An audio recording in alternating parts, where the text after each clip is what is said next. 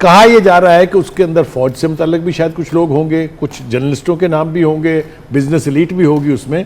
लेकिन परेशानी का बायस सबसे ज़्यादा ये जो है वो हुकूमती अहलकारों के हवाले से हो, चाहे वो वज़रा हैं, चाहे वो तर्जुमान हैं या जो भी हैं।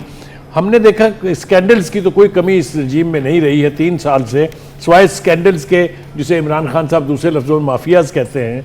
उनके अलावा यहाँ कुछ नहीं है। और अगर ये रिपोर्ट जो आ रही है, जो पेपर्स आ रहे हैं, इसका फोकस उन्हीं सारे स्कैंडल्स, उन्हीं सारे यानी स्कैम्स पर है जो इस हुकूमत के दौरान हुए हैं, तो फिर तो पीटीआई के बहुत से लोगों की खैर नहीं है। देखना अब ये है कि जिस तरीके से पहले पेपर्स आए थे उसमें से 482 आदमियों में से बाकी सारे जो है फारग हो गए, एक आदमी को सजा मिल गई उसकी, अब क्या होगा ये हम देखेंगे। इमरान खान बराह रास्त ऑफशोर कंपनियों में उनका नाम आ जाता है, तो आप क्या समझते हैं किस कदर मुश्किलात उनके लिए बढ़ेंगी? क्योंकि पिछली हुकूमत से पनामा लीक्स की बुनियाद पर इमरान खान ने इस्तीफे का मुतालबा किया था, तो क्या समझते हैं आप कि उनका अगर नाम आ जाता है तो क्या मुश्किलात होंगी इमरान खान के लिए? देखिए, पहली बात तो ये है कि उनका नाम जहाँ तक आने का ताल्लुक है, चूँकि 2 ज़मान पाक जो है उसके नाम पर एक नहीं 2 कंपनियां हैं, थोड़ी सी तज़हीम है अगर कर दूं तो 2 ऑफशोर कंपनियां हैं। और जब उनका नाम आ गया है किसी भी हवाले से तो इसका मतलब ये है कि परेशानी तो उस तरफ होगी। और मुझे उनकी परेशानी का अंदाज़ा इसलिए भी हो रहा है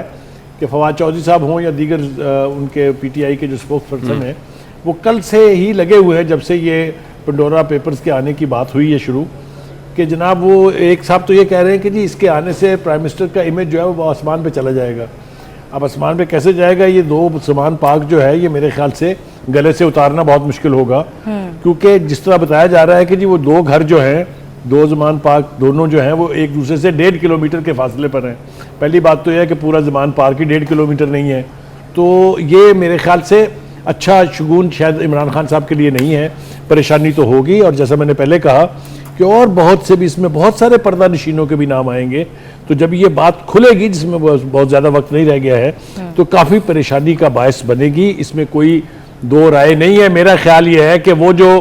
फॉरेन फंडिंग का मामला था जो इलेक्शन कमीशन के पास पड़ा है, शायद इन पेपर्स के अंदर उसको भी टच किया जाएगा, और अगर वो होने जा रहा है तो फिर पीटीआई की खैर नहीं है। सलीम बुखारी साहब, जैसे कि हमने गुफ्तगू सुनी एहसन इकबाल की, रहमान मलिक की, एहसन इकबाल साहब ने जो है वो इस्तीफे का मुतालबा कर दिया इमरान खान से, तो अभी तो कन्फ्यूजन है, कोई चीज़ क्लियर ही नहीं है, तो वो कैसे इतने पुरतमाद तरीके से इस्तीफे का मुतालबा कर सकते हैं? देखिए, पहली बात तो ये है कि ये एक नेचुरल अमल है, इसलिए कि खुद पीटीआई की लीडरशिप खासतौर से इमरान खान ये मुतालबा करते रहे हैं कि वो जिनके नाम पनामा पेपर्स में थे उनको अपने उहदों पर रहने का कोई हक हासिल नहीं है। तो एक तो ये उनका नुस्खा जो है उसी के ऊपर इस्तेमाल किया जा रहा है, और होना भी चाहिए। 2-3-4 बातें जो मैं और इस हवाले से अर्ज़ करना चाहता हूँ वो ये है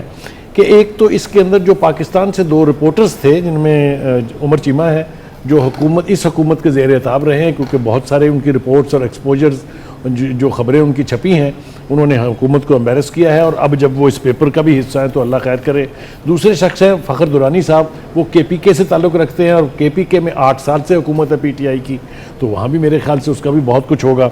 एक और आस्पेक्ट जो इसका है वो कि वो केसेस जो पनामा पेपर्स के बाद खुले थे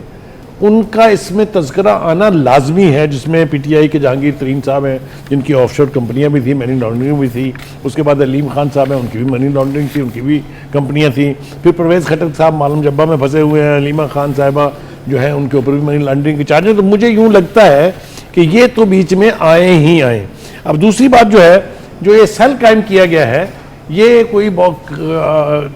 कौम की खिदमत के लिए नहीं है। मेरे ख्याल से जो मलबा गिरने वाला है पीटीआई पर और उसके लीडरों पर, उसके डैमेज कंट्रोल के लिए ये एंटिसिपेशन में बनाया गया है। देखते हैं क्या होता है उसमें। जो एक और बात मैं कहना चाहता हूँ वो ये कि जो ऑफिस बेरर हैं ख़ास तौर से इस हुकूमत के, मिसाल के तौर पे शौकत तरीन साहब, उनके हवाले से 4 ऑफशोर कंपनियों की बाज़गश्त हम भी सुन चुके हैं। इसी तरीके से और बहुत से लोग हैं। नैब के जितने पेंडिंग रेफरेंसेज हैं जिनमें बहुत सारे हुकूमती अफराद के नाम हैं, लेकिन उनको एहतसाब के इमरान खान के नारे के बावजूद आज तक पूछा नहीं गया, इसलिए कि वो पीटीआई की छतरी के नीचे बैठे हुए हैं। मेरे ख्याल से उनके भी तज़किरे बड़ी तफसील के साथ यहाँ आएंगे।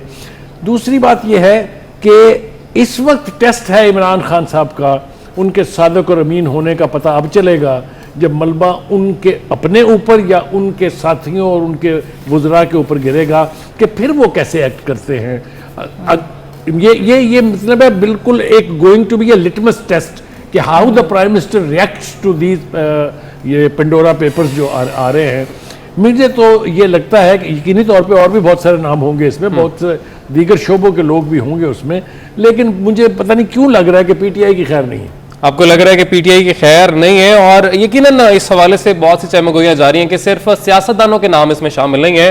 और भी मुख्तलिफ शोबा ज़िंदगी से ताल्लुक़ रखने वाले लोगों के नाम इसमें शामिल हैं।